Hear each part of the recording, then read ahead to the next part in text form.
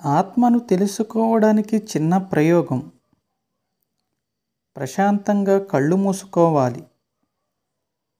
దుండగులు మీ శరీరాన్ని ఎత్తుకెళ్ళి గోయి తీసి పాతిపెట్టేశారని ఊహించండి.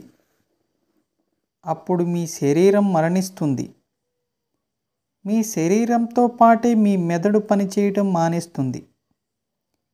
ఎప్పుడైతే మీ శరీరం నశించిందో అప్పుడు మీ జ్ఞానేంద్రియాలు ఎటువంటి కొత్త సమాచారాన్ని మీ మెదడుకు అందించలేవు. మెదడుకు కొత్త సమాచారం అందలేదో కొత్త సమాచారం గురించిన ఆలోచనలు మీ మనసు చేయలేదు. ఇప్పుడు మీ శరీరమే ఈ భూమిపై లేదు. ఇక మీ మనసు వేటి గురించి ఆలోచించగలదు? కేవలం ఇంతకాలం నువ్వు గుర్తించుకున్న గతం గురించి మాత్రమే ఆలోచించగలదు. ఇక్కడ మీ శరీరం లేకపోయినా మీ మనసు ఉంటుంది.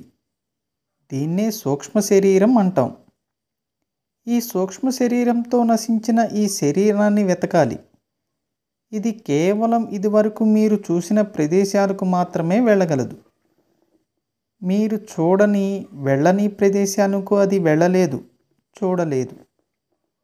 మీ మనసు ఎంత ఆలోచించినా కేవలం గతం గురించే ఆలోచించాలి తప్ప ఇకపై చూడబోయే అంశాల గురించి ఆలోచించలేవు.